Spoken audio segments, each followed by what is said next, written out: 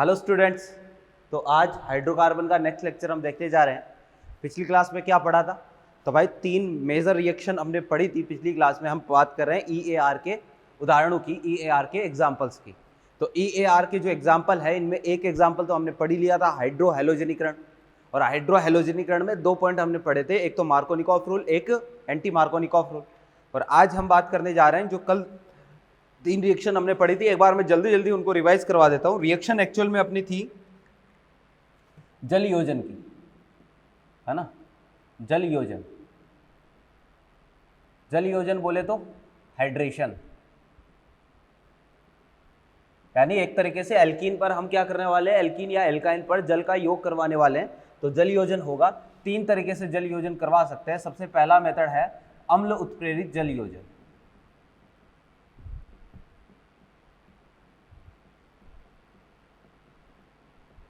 ये सबसे पहला मेथड अपने पास था, अम्ल उत्प्रेरित जल योजन। इसमें हमने क्या किया था कि भाई डाइल्यूट H2SO4 काम में लिया था, है ना। और यहाँ डाइल्यूट H2SO4 हमें रिएजेंट के तौर पर काम में लेना है एल्कीन के साथ। दूसरा हमने जो रिएक्शन की बात करी थी वो था भाई ऑक्सीमर्क्यूरेशन डीमर्क्यूरेशन। क्लियर है बात। तीसरी जो रिएक्शन थी अपनी वो थी HBO, यानी हाइड्रोबोरेशन, हाइड्रोबोरेशन ऑक्सीडेशन। इसको शॉर्ट में HBO बोलते हैं, हाइड्रोबोरेशन ऑक्सीडेशन, हाइड्रोबोरोनन ऑक्सीकरण रिएक्शन। तो ये 3 रिएक्शन, तीनों की तीनों जो है वो कुल मिला के क्या करते हैं, इनमें जल का योग करवाते हैं, वाटर मॉलिक्यूल ऐड करवाते हैं एल्कीन या एल्काइन पर। जनरली एल्कीन आएगा, ठीक है। तो वाटर मॉलिक्यूल ऐड करवाना, H और OH का एडिशन करवाना है। यहाँ जो रिएक्शन है, इस रिएक्शन में मैंने आपको बताया था क्या बनेगा भाई, क्लासिकल कार्बोकेटाइन। क्लासिकल कार्बोकेटाइन बनेगा, तो कार्बोकेटाइन बनेगा तो पुनर्विन्यास होगा, है ना, पुनर्विन्यास संभव है, ठीक है। जबकि इन दोनों रिएक्शन में मैंने कहा था कि जो कार्बोकेटाइन बनेगा उसमें पुनर्विन्यास नहीं होगा, पुनर्विन्यास नहीं होगा। और भाई इसमें HBO रिएक्शन में एंटी मार्कोनिकॉफ रूल के अकॉर्डिंग हम योग करवाते हैं जल का, यानी एंटी मार्कोनिकॉफ रूल के अकॉर्डिंग, यानी OH वहां जोड़ोगे जहां हाइड्रोजन ज्यादा होगा, है ना। और ऑक्सीमर्क्यूरेशन डीमर्क्यूरेशन में हम मार्कोनिकॉफ रूल के अकॉर्डिंग योग करवाते हैं, यानी OH वहां जोड़ेंगे जहां हाइड्रोजन कम होगा। तो ये दोनों में क्या होता है भाई, डिफरेंस होता है अपने पास, ऑक्सीमर्क्यूरेशन डीमर्क्यूरेशन और HBO। क्लियर है। इसके अलावा मैंने इस रिएक्शन में आपको एक चीज बताई थी कि जो H+ आता है, जो पहले H+ जुड़ता है, वो कहाँ से आता है, वो एसिड से आता है। हम आज तीनों के एग्जाम्पल्स देखने वाले हैं, ठीक है ना। तो देखिएगा, मैं इसको तो मिटा रहा हूँ, एग्जाम्पल पर ध्यान देंगे कि भाई कैसे क्वेश्चन कैसे पूछे जाएगा, है ना।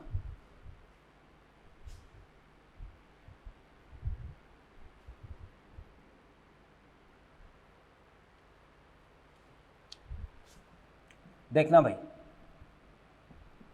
एक सिंपल सा काम है, जैसे ये एल्कीन दे दी, और एरो पर आपको लिख के दे दिया भाई डाइल्यूट H2SO4।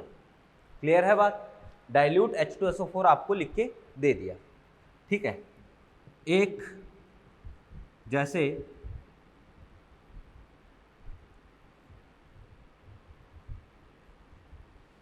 ये दे दिया, एरो पर एक तो लिख के दिया भाई डाइल्यूट H2SO4,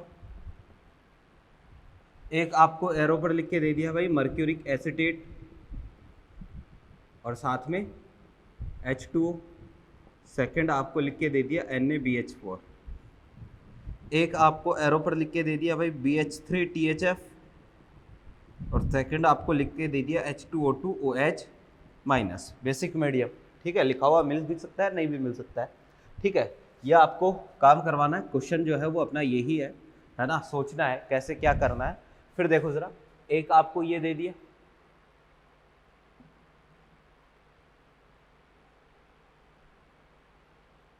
एक ये दे दिया भाई, यहां पर भी same to same dilute H2SO4, यहां पर लिख के दे दिया भाई CH3COO2Hg और H2O। सेकंड केस में यहां पर लिख के दे दिया भाई NaBH4, और फिर एक यहाँ पर लिख के दे दिया आपको BH3THF, और यहाँ पर आपको लिख के दे दिया भाई H2O2OH माइनस, ठीक है। तो देखो ये सारे क्वेश्चन जो है वो आपको क्या करना है, सॉल्व करना है। पहले आपको क्या करना है, रिएक्शन को पहचानना है कि रिएक्शन कौन सी है।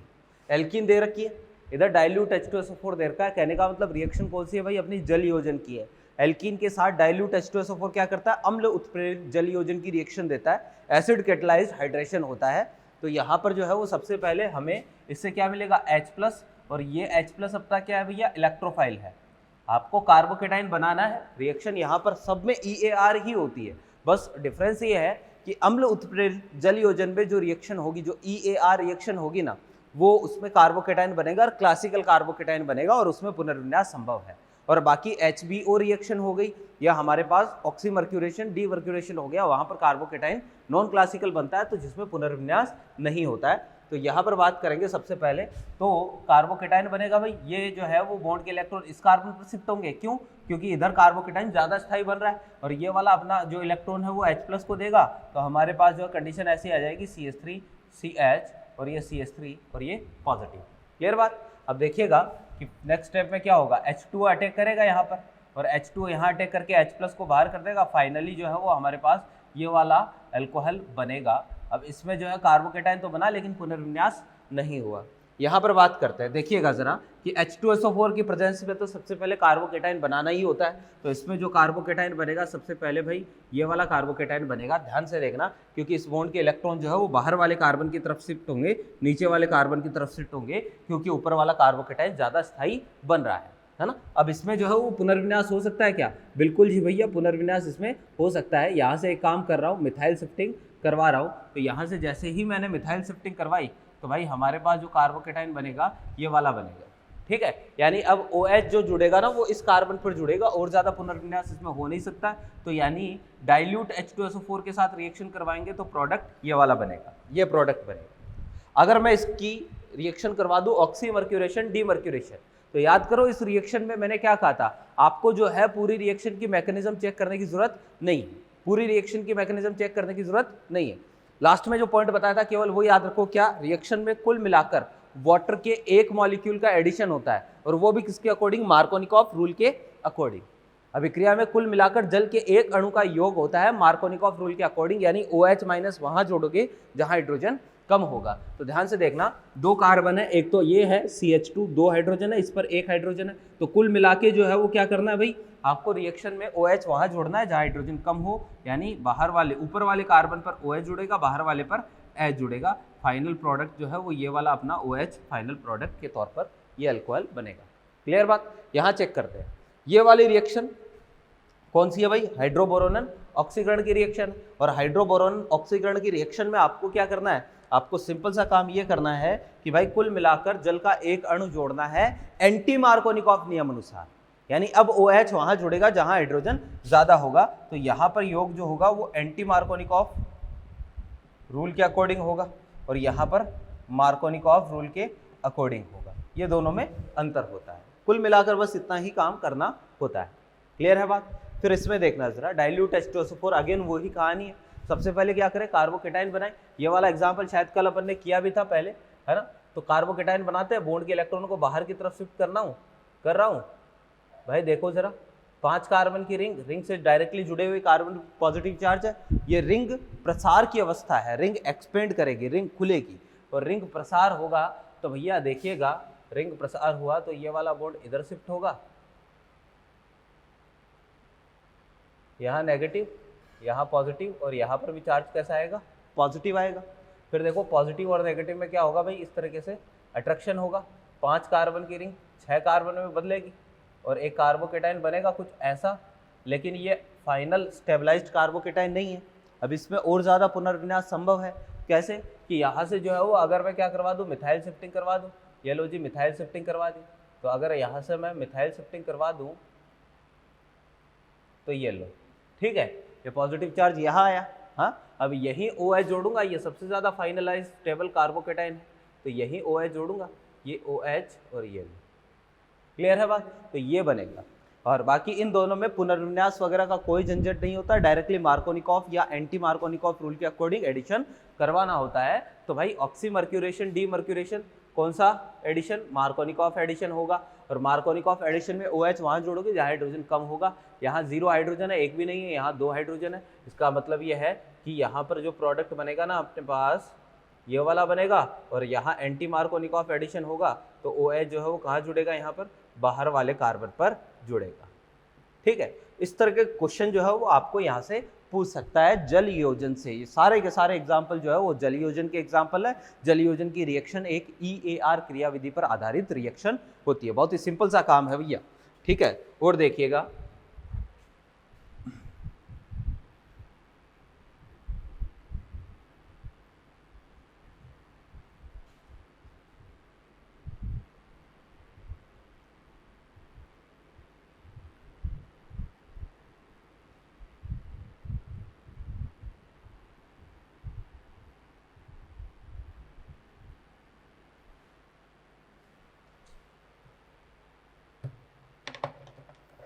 देखो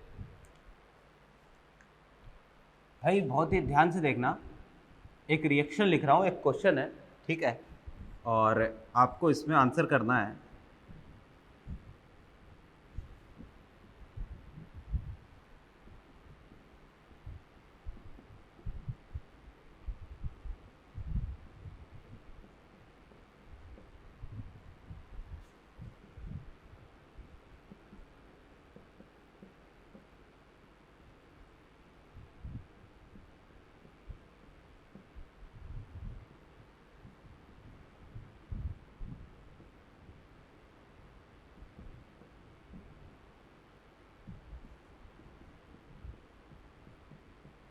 भाई देखो, ये क्वेश्चन है, ठीक है, 3 अलग अलग केस दे रखे हैं।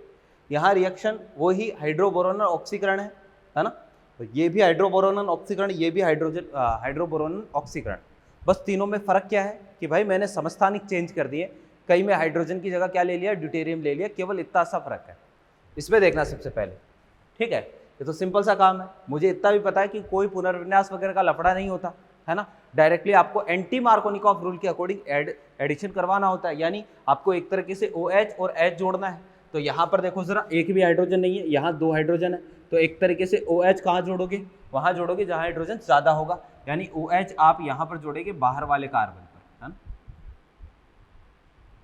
ये OH जुड़ेगा और यहाँ पर क्या जुड़ेगा, H जुड़ेगा, ये प्रोडक्ट बनेगा। क्लियर बात। अब यहाँ पर देखो जरा, यहाँ पर क्या काम में ले लिया, BD3 काम में ले लिया, ठीक है, और BD3 जो है वो आपको D- देगा। ठीक है, तो कल जो मैकेनिज्म में मैंने आपको लास्ट चीज बताई थी, कल जहाँ पर लेक्चर खत्म किया था, वो लास्ट पॉइंट आप दोबारा देखिएगा कि यहाँ से क्या मिलता है आपको, D मिलता है। यानी एक तरीके से जो हाइड्रोजन जोड़ रहे हैं ना अपन, ये जो हाइड्रोजन जोड़ रहे हैं ऊपर वाला H- हाइड्राइड है ना, ये तो कहां से मिलता है, ये BH3 से मिलता है, और जो OH जोड़ रहे होते हैं वो कहां से मिलता है, नीचे वाले H2O2 से मिलता है। तो यहां पर जो है वो H की जगह क्या जुड़ेगा भाई, H की जगह अपने पास जुड़ेगा D। कहने का मतलब है यहां पर प्रोडक्ट जो है वो हमारे पास ये वाला बनेगा, यहां पर तो जुड़ेगा D और यहां पर जुड़ेगा OH, क्योंकि H2O2 से क्या मिलेगा, OH मिलेगा, है ना। BH3 यहां पर देखो, यहां से तो H मिलेगा, अब जो OH मिल रहा था उसकी जगह क्या मिलेगा, D2O2 है तो OD मिलेगा। तो यानी यहां पर जो प्रोडक्ट बनेगा, यहां तो H ही जुड़ेगा, लेकिन यहां OH की जगह क्या जुड़ेगा, OD जुड़ेगा। क्लियर है, तो ये प्रोडक्ट बनेंगे। कहने का मतलब कुल मिला के बात यह है कि आपको ये भी पूछ सकता है कि भाई कौन सा वाला कहां से प्राप्त होता है। क्लियर है। एक और मैं क्वेश्चन इस पर ले रहा हूं, याद करिए, इसी क्वेश्चन में मैंने आपको इसी रिएक्शन में एक पॉइंट और बताया था कि H और OH का जो एडिशन होता है वो कैसा एडिशन होता है, वो एक सिन एडिशन होता है, यानी H और OH दोनों एक ही दिशा में जुड़ते हैं। ठीक है, ध्यान से देखना।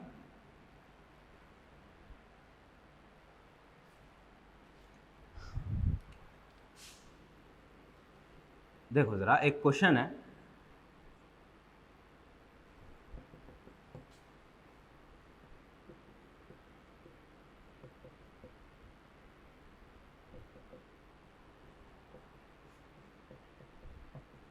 ठीक है, ये क्वेश्चन है, और प्रोडक्ट इज, आपको ऐसा बोल दिया, प्रोडक्ट इज उत्पाद है।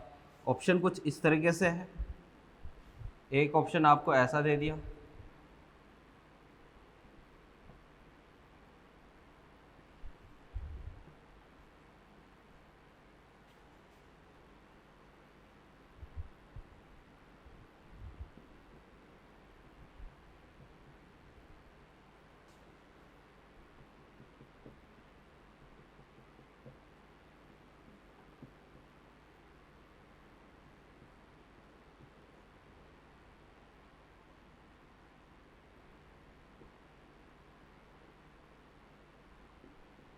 ठीक है, 4 ऑप्शन देती है। एक और बना रहा हूं, एग्जाम में तो 4 ही आते हैं।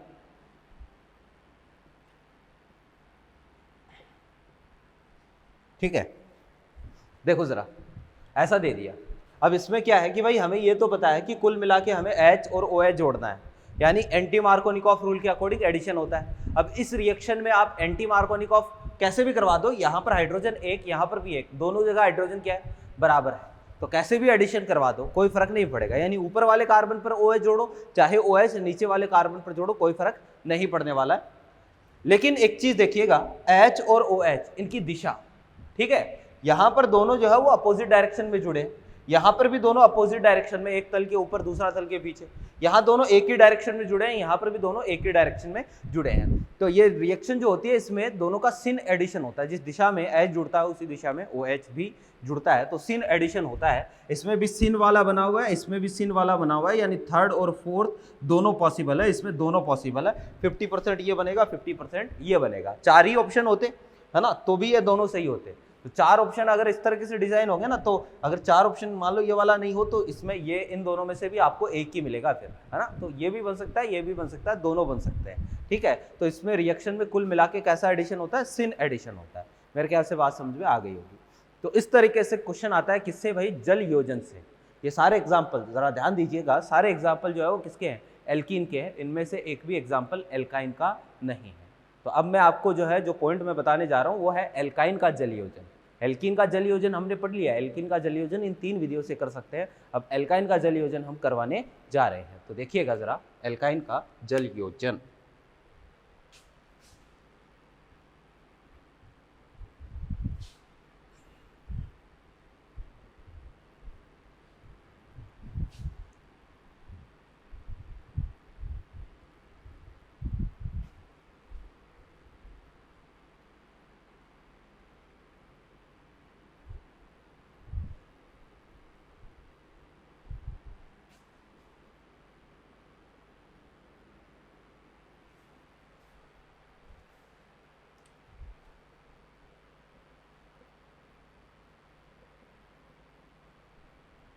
एल्काइन का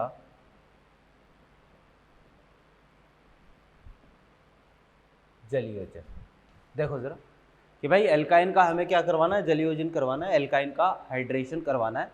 इसके लिए आपको रिएजेंट जो चाहिए, रिएजेंट भाई देखो, एल्कीन के लिए हमने डाइल्यूट H2SO4 काम में लिया था, एल्काइन के लिए भी डाइल्यूट H2SO4 काम में लेना है, डाइल्यूट H2SO4, लेकिन इसमें साथ में हम HgSO4 भी मिलाते हैं। क्यों? क्योंकि HgSO4 जो है Hg+2 आयन है, उत्प्रेरक की भांति काम करता है। ये EAR रिएक्शन ही है, इलेक्ट्रोफिलिक एडिशन रिएक्शन ही है, ठीक है। तो एल्काइन की जो रिएक्टिविटी है ना EAR के लिए, वो एल्कीन से कम होती है, ये मैंने आपको बताया था जहां पर हमने EAR की शुरुआत की थी कि एल्काइन और एल्कीन में से ज्यादा रिएक्टिव कौन होता है, एल्कीन ज्यादा रिएक्टिव होती है, एल्कीन का कार्बोकेटाइन जनरली ज्यादा स्टेबल होता है इसीलिए, ठीक है। तो भाई ये हम काम में लेते हैं, यहाँ थोड़ा सा उत्प्रेरक मिलाना पड़ता है, तो या तो ये लिखा हुआ आएगा या फिर आपको जो है वो ये लिखा हुआ मिल सकता है, क्या, डाइल्यूट H2SO4 और Hg+2, है ना, इन दोनों में से कुछ भी आपको लिखा हुआ मिल सकता है। अब भाई देखो जरा कि एल्काइन है, क्लियर है बात, एल्काइन में क्या होगा, जब हम वाटर मॉलिक्यूल ऐड करेंगे तो एल्काइन है, ठीक है। एल्काइन पर एरो पर आपको लिख के दे दिया भाई दिल से H2SO4, दिल से का मतलब है डाइल्यूट, है ना, और साथ में Hg+2 ये लिख के दे दिया। आपको कुल मिला के एक वाटर मॉलिक्यूल ऐड करना है यहाँ पर, क्योंकि दोनों कार्बन एक जैसे मेरे को दिखाई दे रहे हैं, किसी भी कार्बन पर आप H ऐड कर दो, किसी भी कार्बन पर OH ऐड कर दो, आपको जो है वो एक बॉन्ड तोड़ना है, किसी भी एक कार्बन पर H, किसी भी दूसरे वाले कार्बन पर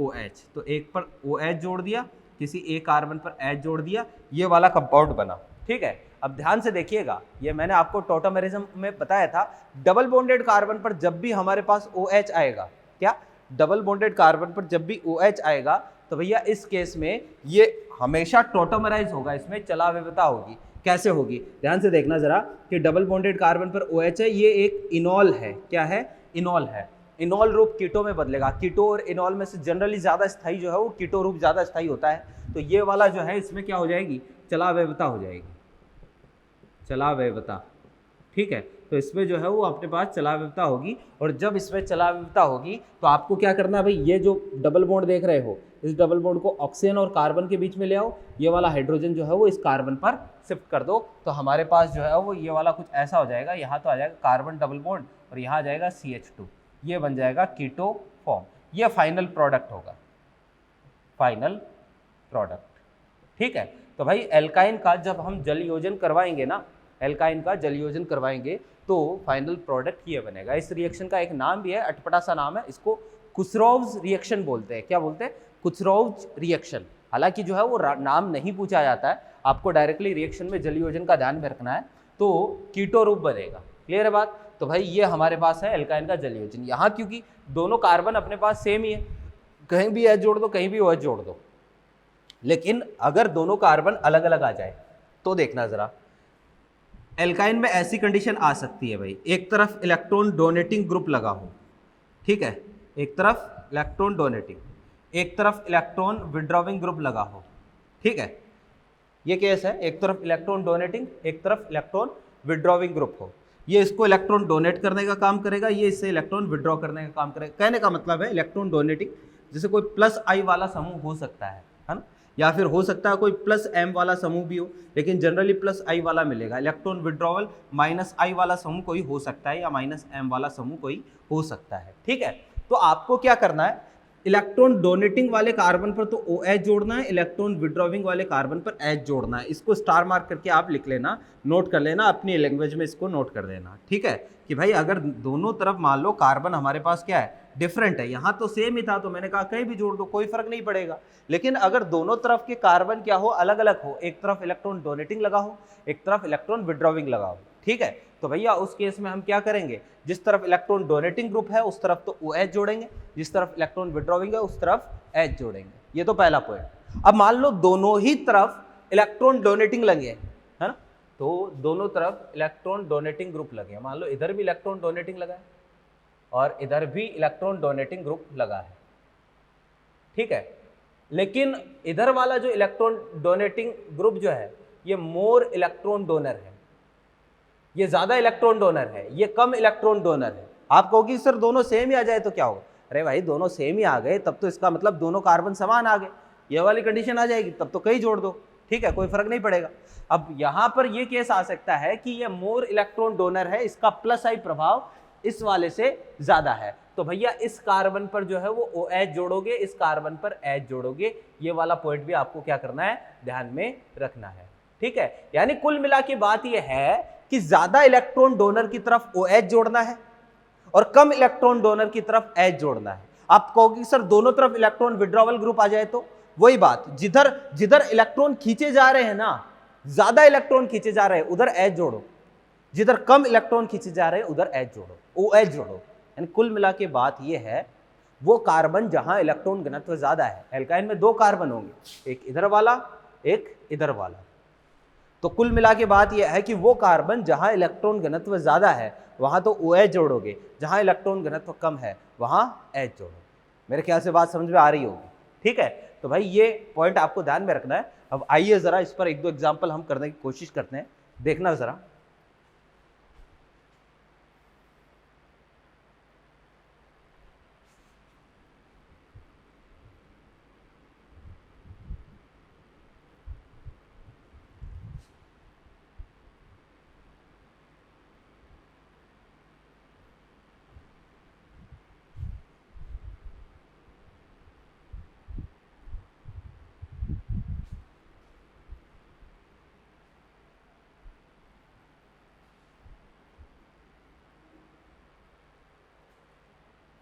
हाँ जी, देखो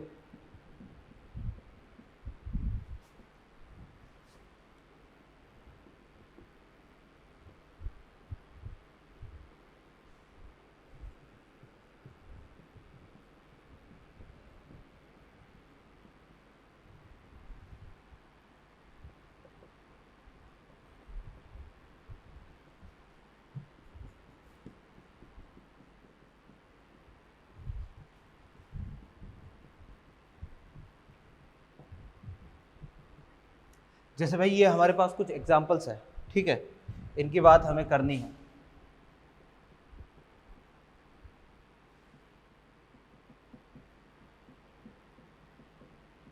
ठीक है, इनकी बात हमें करनी है कि यहाँ पर जो है वो क्या प्रोडक्ट बनेगा, ये हमें चेक करना है। ठीक है, तो चेक करने के लिए तरीका कि भाई पहले चेक करो एल्काइन है ना, तो दोनों कार्बन अलग अलग है या समान है, ये चेक कर लेते हैं।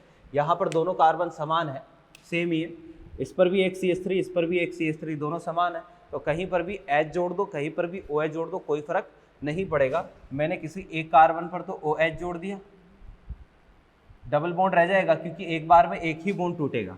दूसरे वाले कार्बन पर H जोड़ दिया। ठीक है, डबल बॉन्डेड कार्बन पर जब भी OH आएगा तो ये हमेशा चलावयता प्रदर्शित करेगा और अपने आप जो है वो इनॉल फॉर्म है, तो ये अपने आप किस में बदल जाएगा, कीटो में बदल जाएगा। ये वाला जो बॉन्ड आप देख रहे हो ये यहाँ शिफ्ट करना है और इस हाइड्रोजन को उठा के इधर शिफ्ट कर दो। हालांकि हाइड्रोजन जो है वो उठाने का तरीका गलत होता है, लेकिन हमने तो इतना ज़्यादा मैकेनिज्म पर फोकस नहीं करना है अभी। OH को डायरेक्टली H को आप इधर शिफ्ट कर सकते हो। तो हमारे पास CH3C डबल बॉन्ड O और ये CH2 और ये CH3। ठीक है, ये बन गया। ये वाला जो है वो अपने पास क्या रहेगा भाई, मेजर प्रोडक्ट रहेगा। क्लियर बात। अब यहाँ देखो जरा, CH3 ये भी इलेक्ट्रॉन डोनेटिंग ग्रुप है ना, और ये अपने पास आइसोप्रोपाइल ग्रुप है, ये भी इलेक्ट्रॉन डोनेटिंग ग्रुप है।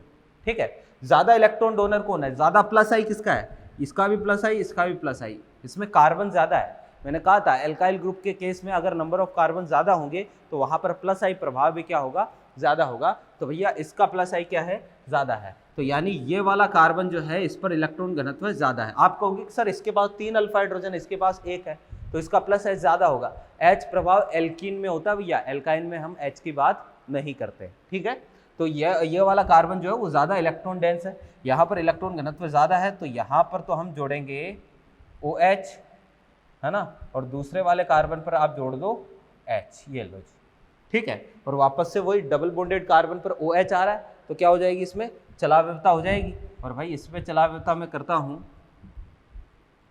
ठीक है, इस बॉन्ड को इधर शिफ्ट कर दो, H को उठा के इस वाले कार्बन पर शिफ्ट कर दो, तो प्रोडक्ट क्या बनेगा, CH3 CH2C double bond O CH और ये CH3 और ये CH3, ये प्रोडक्ट बनेगा।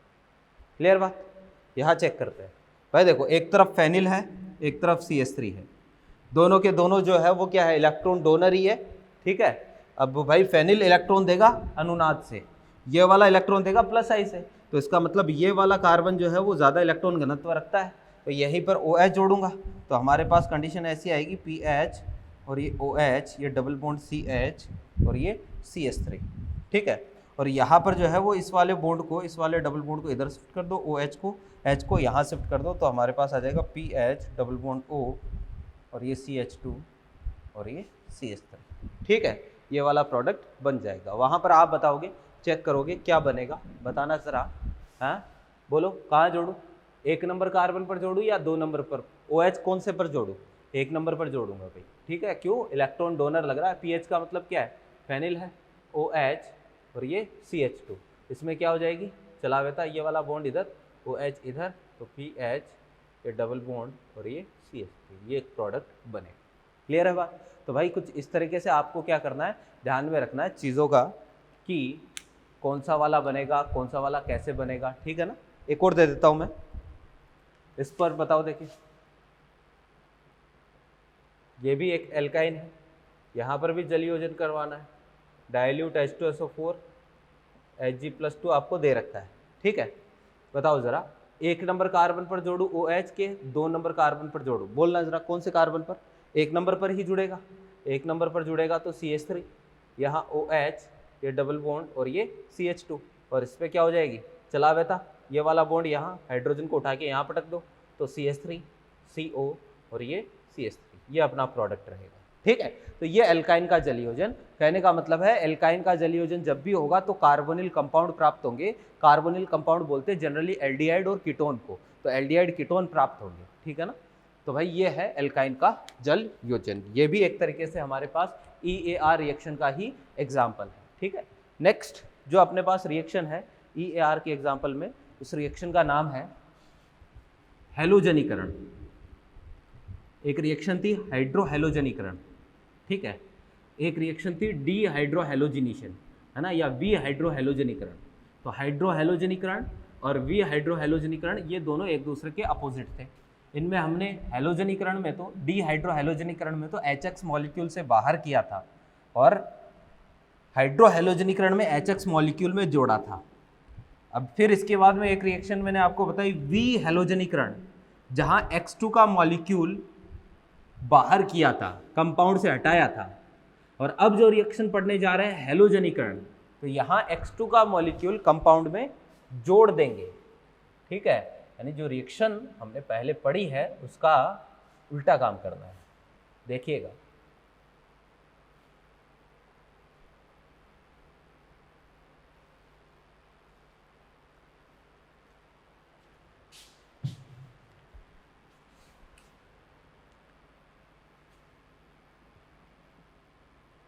हाँ भाई, रिएक्शन का नाम क्या है? रिएक्शन का नाम है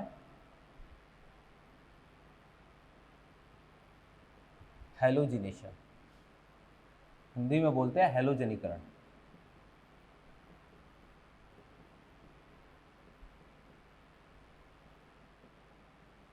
ठीक है, हिंदी में क्या बोलते हैं? हैलोजनीकरण। एल्कीन है, सबस्ट्रेट क्या होगा? एल्कीन।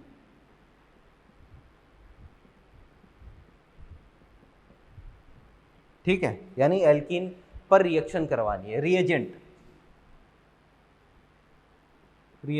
X2 प्लस CCl4 या यहाँ पर HCl3 या यहाँ पर CH2Cl2 काम में ले सकते हैं। इनमें से कुछ भी काम में हो सकता है।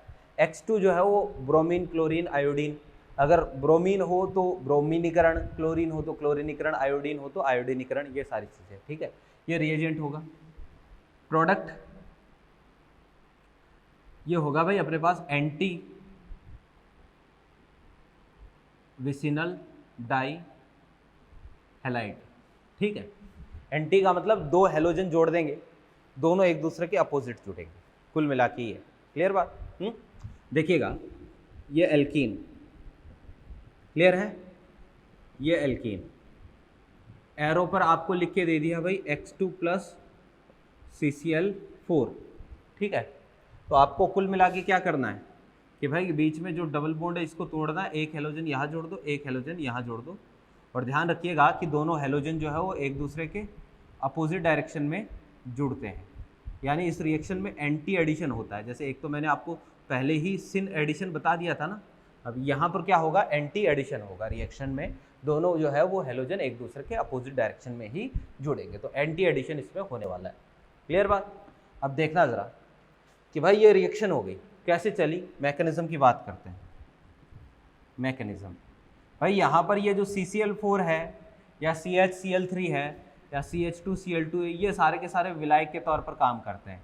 और मैंने आपको पहले बताया हुआ है कि भाई ऑर्गेनिक की हर रिएक्शन किसी न किसी विलायक में होगी। बिना किसी विलायक के, यानी विलायक की अनुपस्थिति में ऑर्गेनिक की कोई भी रिएक्शन संभव नहीं है। बिना विलायक के ऑर्गेनिक की रिएक्शन पॉसिबल ही नहीं है। ठीक है, यहाँ पर ये विलायक होते हैं। अब भाई ध्यान से देखना, X2 ये इसका जो है वो सबसे पहले हेट्रोलाइटिक क्लीवेज होगा विलायक की उपस्थिति में, विलायक पर डिपेंड करता है। यानी बंध के दोनों इलेक्ट्रॉन कोई एक हैलोजन लेके जाएगा, एक X प्लस बनेगा, फिर सेकंड X माइनस बनेगा। X प्लस अपना इलेक्ट्रोफाइल हो गया, ये अपना न्यूक्लियोफाइल हो गया। यानी एक तरीके से इलेक्ट्रोफाइल और न्यूक्लियोफाइल समान बन रहे हैं, तो ये क्या है? सम्मित अभिकर्मक है, सम्मित रिएजेंट है ना। और सम्मित रिएजेंट में आप कहीं पर भी कोई से, चाहे ये दोनों कार्बन समान हो चाहे असमान हो, कहीं पर भी जोड़ दो कोई फर्क नहीं पड़ेगा। कहीं भी जोड़ दो कोई फर्क नहीं पड़ेगा, फाइनल प्रोडक्ट पे कोई फर्क नहीं पड़ेगा। तो यहाँ से क्वेश्चन पूछे जाने का तरीका भी थोड़ा सा अलग होता है, क्योंकि आप चाहे एक्स को यहाँ जोड़ दो, यहाँ जोड़ दो, है ना। तो जैसे H2O था, तो H2O में अगर एल्कीन अलग अलग आ जाए या दोनों कार्बन एल्कीन के अलग अलग आ जाए, तो आप OH यहाँ जोड़ोगे तो प्रोडक्ट अलग प्राप्त होगा, यहाँ जोड़ोगे तो अलग प्राप्त होगा। HX वो भी असमित रिएजेंट था, वहाँ पर भी अगर दोनों जगह पर आप हेलोजन जोड़ोगे तो अलग अलग प्रोडक्ट प्राप्त होगा। लेकिन यहाँ पर तो दोनों सेम ही है, तो कहीं पर अगर आप कहीं भी जोड़ दो कोई फर्क नहीं पड़ने वाला है। तो इसलिए यहाँ पर क्वेश्चन जो है वो ये नहीं पूछा जाएगा कि प्रोडक्ट क्या बनेगा, थोड़ा सा क्वेश्चन पूछने का तरीका क्या होगा, डिफरेंट होगा। अब आगे देखिएगा, ये हमारे पास एल्कीन है, ये X प्लस, ये इलेक्ट्रोफाइल है। और वही बात एल्कीन के मन में इलेक्ट्रोफाइल को देखकर हलचल हुई, हलचल होते ही इसने बॉन्ड के इलेक्ट्रॉन इधर शिफ्ट किए, इलेक्ट्रोफाइल को इलेक्ट्रॉन दिए, और भाई हमारे पास कंडीशन कुछ ऐसी आएगी, ये X इस पर पॉजिटिव। अब पॉजिटिव चार्ज का मतलब इलेक्ट्रॉन जो है वो यहाँ पर कमी है इलेक्ट्रॉनों की, और इलेक्ट्रॉनों की कमी है। हेलोजन के पास जो है वो 3-3 लोन पेयर है, तो हेलोजन ने इसको कहा कि कोई बात नहीं बेटा, मैं तेरे को इलेक्ट्रॉन दे देता हूँ। तो हेलोजन ने इसको इलेक्ट्रॉन दे दिया, हेलोजन पॉजिटिव चार्ज आ गया, ये इसमें मध्यवर्ती बनता है। ये एक साइक्लिक, इसका नाम होता है साइक्लिक हेलोनियम आयन, है ना। और ये एक नॉन क्लासिकल कार्बोकेटाइन है, नॉन क्लासिकल कार्बोकेटाइन। तो नॉन क्लासिकल कार्बोकेटाइन बन रहा है, तो भैया इसमें पुनर्विन्यास की संभावना नहीं है, क्योंकि बताया हुआ है जहां नॉन क्लासिकल कार्बोकेटाइन बनता है वहां पर पुनर्विन्यास नहीं होता है। फिर दूसरा हेलोजन आता है, तो दूसरा हेलोजन जो है वो अब यहाँ अटैक करेगा, तो भाई इस बॉन्ड के इलेक्ट्रॉन जो है वो क्या हो जाएंगे, वापस से खुल जाएंगे। ये कार्बन कहेगा कोई बात नहीं भाई, तू तो मेरे को पार्शियली इलेक्ट्रॉन दे रहा है, मेरे को कंप्लीटली इलेक्ट्रॉन देने वाला दूसरा हेलोजन मिल गया है, मेरे को अब तेरे से कोई नाता नहीं रखना है, मैं तेरे से ब्रेकअप कर रहा हूँ, यानी मैं तेरे से अपना रिश्ता तोड़ रहा हूँ। तो भाई ये हुआ अपने पास एक तरीके से, इसी कंपाउंड को हम बोलते हैं क्या, एंटी। एंटी का मतलब है दोनों हेलोजन एक दूसरे के अपोजिट डायरेक्शन में, विसिनल डाई हैलाइड, है ना, एंटी विसिनल डाई हैलाइड। ठीक है, ये रिएक्शन चलती है। अब भाई इस रिएक्शन में अगर यहाँ पर ब्रोमीन ले लेते हो तो रिएक्शन का नाम ब्रोमीनीकरण होगा। यहाँ पर जो है वो ब्रोमीन आएगा तो इसको क्या बोलूँगा, साइक्लिक ब्रोमोनियम आयन, बिल्कुल वैसे ही बोलूँगा। ठीक है, तो भैया ध्यान से देखिएगा, इसमें क्या पॉइंट आपको ध्यान में रखने हैं। पहला पॉइंट तो यही, अभिक्रिया में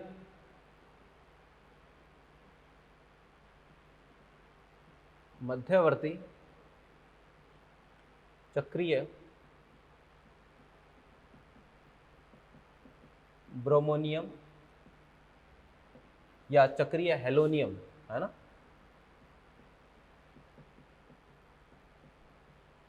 हेलोनियम आयन प्राप्त होता है, जो कि एक नॉन क्लासिकल कार्बोकेटाइन है। अतः इसमें पुनर्विन्यास नहीं होगा। ठीक है, तो भाई इसमें पुनर्विन्यास की संभावना नहीं है। फिर दूसरा पॉइंट ध्यान में रखना है, अभिक्रिया में एंटी एडिशन होता है। ठीक है, एंटी एडिशन का मतलब है कि दोनों हेलोजन जो है वो एक दूसरे से अपोजिट डायरेक्शन में जुड़ते हैं, तो उसको क्या बोलेंगे हम, एंटी एडिशन। तो इस रिएक्शन में क्या होगा, एक तरीके से एंटी एडिशन होगा, है ना। अब देखना जरा क्वेश्चन कैसे देगा, हमें तो उस पर ध्यान देना। बाकी है रिएक्शन कौन सी, EAR की ही रिएक्शन, क्वेश्चन कैसे आता है ये ध्यान रखिएगा।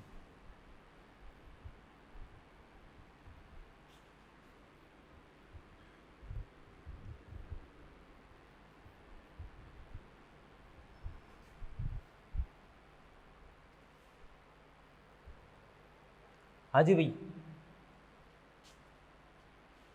जैसे भाई एक क्वेश्चन मैं आपको बता रहा हूँ, अगला क्वेश्चन आपको करना है। ये एक मैंने आपको ट्रांस एल्कीन दे दी, क्लियर है, यहाँ पर एरो पर लिख के दे दिया भाई Br2CCl4, प्रोडक्ट पूछ लिया। मुझे इतना तो पता है इस पर भी Br जुड़ेगा, इस पर भी Br जुड़ेगा, इतना पता है। अब लेकिन ये क्वेश्चन नहीं देगा कि भाई किस पर क्या जुड़ेगा। ऑप्शन जो मिलेंगे ना आपको वो इस फॉर्मेट में मिलेंगे।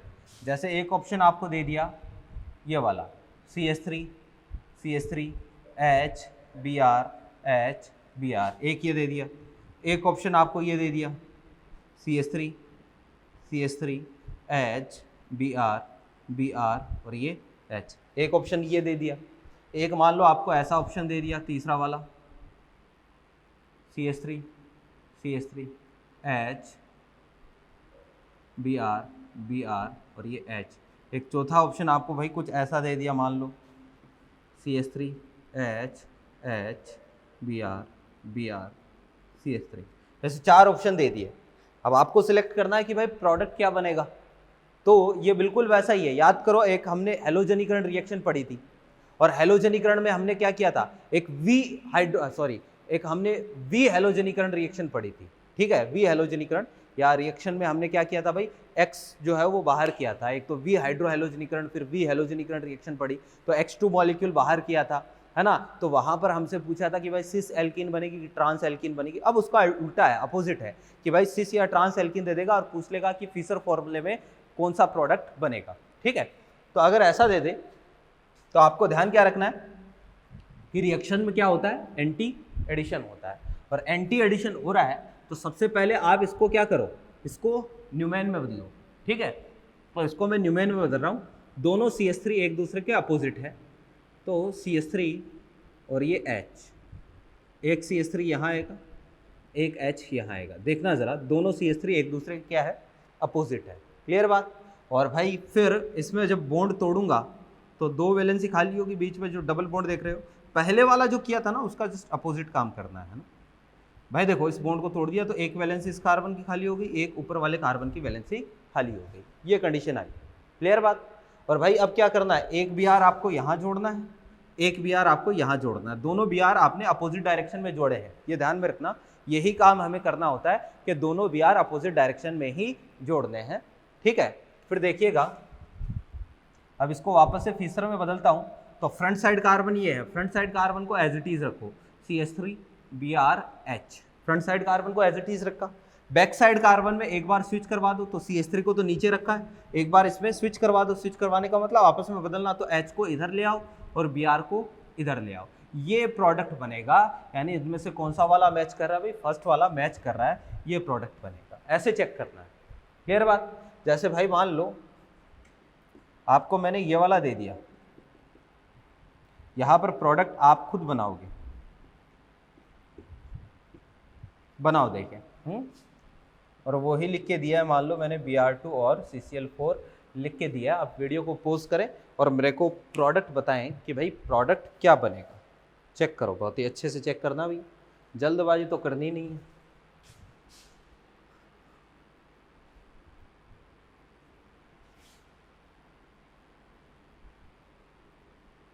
अच्छा एक चीज देखना,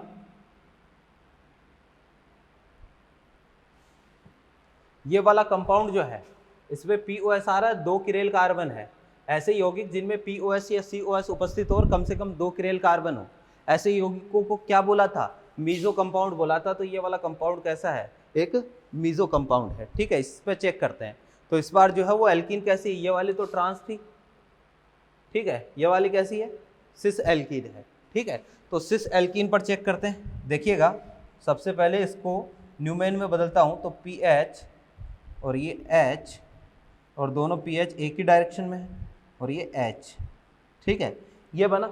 अब भाई इस बीच के डबल बॉन्ड को तोड़ूंगा तो 2 वैलेंसी खाली हो जाएगी, दोनों वैलेंसी एक दूसरे के अपोजिट डायरेक्शन में रहेगी, PH और ये H और ये H और ये PH और ये लो, ठीक है।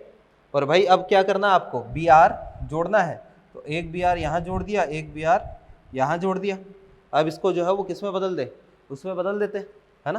तो इसको वापस से मैंने फिशर में बदला, तो फ्रंट साइड को तो एज इट इज रख दो, ये फ्रंट साइड कार्बन PH और ये Br और ये H, ठीक है। और बैक साइड कार्बन में स्विच करवा के रखना है, स्विच कैसे भी करवा सकते हो। जनरली मैं ये चाहता हूँ कि ये PH जो है ना वो नीचे वाले कार्बन पर रहे, आपको यही ध्यान में रखना, बाकी स्विच कैसे भी करवा सकते हो। यहाँ पर मैं इन दोनों के बीच में स्विच करवा रहा हूँ, तो PH जो है वो अपना यहाँ आ जाएगा, यहाँ H आ जाएगा, यहाँ पर Br आ जाएगा, ठीक है ना।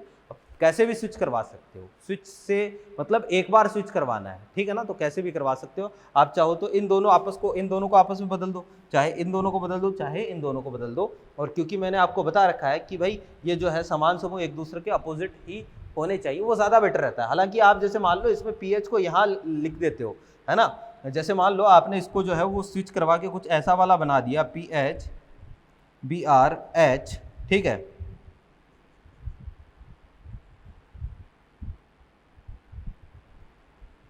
आपने इसको इस फॉर्म में बना दिया, ठीक है। आपने क्या किया भाई, एक बार तो इन दोनों को स्विच करवा दिया, एक बार इन दोनों को, 2 बार स्विच करवा के, है ना, मतलब कैसे भी करके आपने मान लो ये वाला बना दिया, ठीक है। अब अगर यहाँ से चेक करें तो आपने ये कैसे बनाया, फ्रंट साइड को तो एज इट इज रख दिया और इन दोनों में एक बार स्विच करवा दिया, PH और Br में स्विच करवा दिया, H को नीचे रखा। ये वाला भी सही है, ये वाला भी सही है, लेकिन मोस्ट प्रोबेबली चांसेस ये है कि ये ऑप्शन में नहीं मिलेगा आपको, ज़्यादातर ऑप्शन में ये वाला मिलेगा। इसलिए मैं बोलता हूँ कि जो अपोजिट ग्रुप है, जो समान ग्रुप है ना, जो मेन कार्बन चेन पर जो ग्रुप है उनको आप ऊपर नीचे रखो, क्योंकि सही फीसर सूत्र में क्या होता है, जो IUPAC के अनुसार मेन कार्बन चेन होती है ना, वो वर्टिकल लाइन पर होती है सही फीसर सूत्र में। फीसर सूत्र प्रोडक्ट ये भी सही है, लेकिन कंपाउंड का फीसर सूत्र सही नहीं है, क्योंकि जो मेन कार्बन चेन अपन को लेनी है ना, हाँ हालांकि इसमें तो मेन कार्बन चेन 2 ही कार्बन की है, तो यहाँ पर कोई फर्क नहीं पड़ेगा, आप इसको भी सही मान सकते हो, ठीक है। तो आपको ये ध्यान में रखना है कि जो ये समूह है समान वाले, वो अपोजिट डायरेक्शन में होने चाहिए, क्योंकि ऑप्शन जो मिलता है ना वो आपको इस फॉर्मेट में मिलता है। अब इसको देखिएगा ध्यान से, इसमें 2 किरेल कार्बन है और इसमें POS COS नहीं है। तो अगर इसमें POS COS नहीं है तो ये ऑप्टिकली एक्टिव है।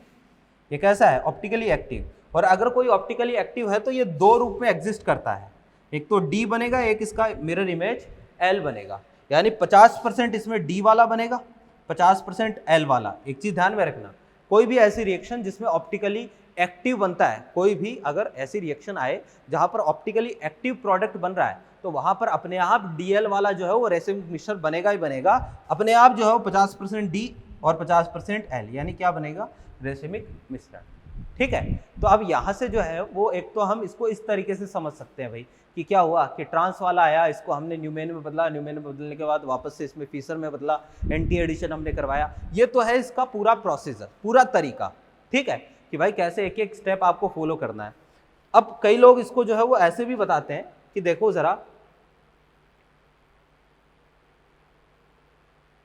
कई लोग इसको ऐसे भी बताते हैं TTM CTR, ठीक है, या इसको CTR को ऊपर लिख दो TTM। इसका मतलब क्या है कि T का मतलब है ट्रांस एल्कीन पर दूसरे T का मतलब है ट्रांस एडिशन होता है, और M का मतलब है मीजो कंपाउंड बनता है, C का मतलब है सिस एल्कीन पर ट्रांस एडिशन होता है, और R का मतलब रेसिमिक मिक्सचर बनता है। आप इसको हिंट के तौर पर ऐसे याद रख सकते हो, बाकी मैं सजेस्ट करूंगा, क्योंकि भाई ये पूरी ऑर्गेनिक केमिस्ट्री में ये फॉर्मूला काफी जगह लगता है, ठीक है, ऐसा ही फॉर्मूला, इससे मिलता जुलता फॉर्मूला कई रिएक्शन में आता है, 1-2 रिएक्शन में और आ चुका है, लेकिन कंफ्यूज ज़्यादा फॉर्मूले अपन याद करेंगे तो वहाँ कन्फ्यूजन के चांसेस उतने ही ज़्यादा हो जाते हैं, इसलिए मैंने आपको बताया नहीं है।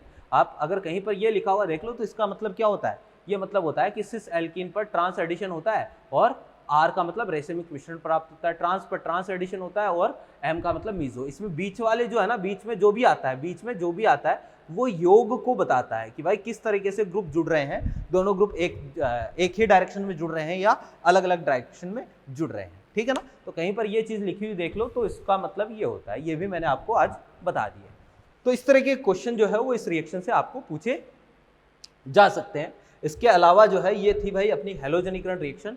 मैं काम कर रहा हूँ, आपको जो है वो कुछ क्वेश्चन टिक करवा रहा हूँ आज, ठीक है ना, मॉड्यूल है अपना, तो मॉड्यूल में कुछ क्वेश्चन टिक करवा रहा हूँ। बहुत सारे क्वेश्चन हमने पहले डिस्कस कर लिए हैं, आज वापस से मैं आपको कुछ क्वेश्चन टिक करवाने जा रहा हूँ। तो सबसे पहले स्टेज फर्स्ट में जो क्वेश्चन आपको करने हैं, ठीक है, उनकी बात कर लेते हैं भैया।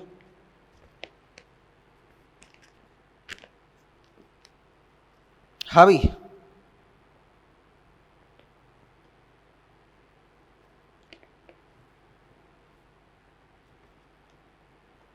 क्वेश्चन नंबर 66 स्टेज फर्स्ट में करने हैं ना, 66, क्वेश्चन नंबर 66 के बाद में क्वेश्चन नंबर 68, नहीं 68 का नहीं करना है, क्वेश्चन नंबर 66,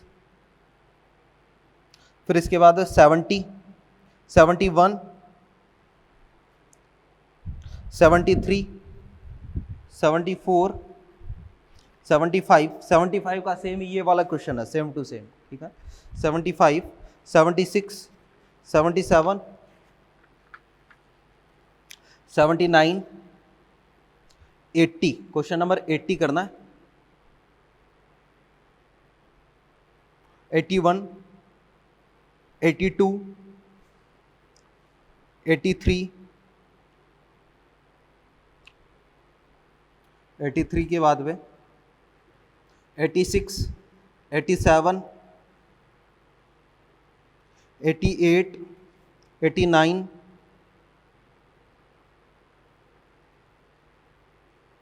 92, 93,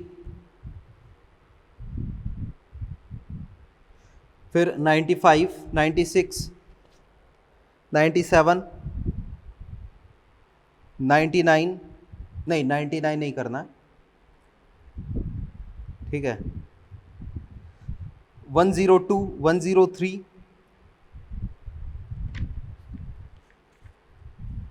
फिर भाई 106, 107, 107 के बाद में 109, 110, 111, 112, 13, 15, 16, 17, 18, 18 के बाद में क्वेश्चन नंबर 21, मतलब 121, 22, 23, 24, 25, 27, 28, 28 का एक बार रहने दो, ठीक है ना, 28 का कल देखेंगे। फिर इसके बाद में क्वेश्चन नंबर 32, 33, ठीक है।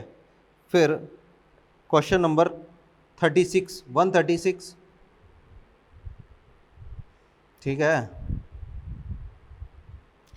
136 के बाद में 141, ठीक है। फिर 141 के बाद में क्वेश्चन नंबर 146, 145 भी करना है भाई, 146 और 45 दोनों करने है ना। फिर आते हैं भाई क्वेश्चन नंबर 150, 150, ठीक है। फिर क्वेश्चन नंबर 152, ओके। 152 के बाद में क्वेश्चन नंबर 154 और 156 दोनों करने। फिर आ जाओ क्वेश्चन नंबर 160, क्वेश्चन नंबर 160, ठीक है। 162, 163, क्लियर। फिर 167, 169, ओके। 169 के बाद में 172, 173, ठीक है। तो भाई एक बार आपको ये क्वेश्चन 179 भी कर लेना। एक बार आपको ये क्वेश्चन करना है, केवल स्टेज फर्स्ट के क्वेश्चन टिक करवाऊंगा क्योंकि ज़्यादा क्वेश्चन फिर बहुत ज़्यादा लेंथी हो जाएंगे। स्टेज सेकंड में भी अपने पास कितने हैं, 48 क्वेश्चन और इतने ही क्वेश्चन स्टेज थर्ड में है। तो एक बार केवल स्टेज फर्स्ट के क्वेश्चन कर लो, बाकी कल की क्लास में थोड़ा और पढ़ने के बाद स्टेज सेकंड के क्वेश्चन भी मैं आपको टिक करवा दूंगा। क्लियर है। तो आज की क्लास में या इससे पहले की किसी भी क्लास में आपको किसी भी प्रकार का किसी भी तरह का कोई डाउट रहा हो तो आप मेरे से बात करें, मेरे से डिस्कस करें, हम आपका डाउट सॉल्व करने की पूरी कोशिश करेंगे। यहाँ से हम कंटिन्यू करते हैं नेक्स्ट क्लास में। Thank you.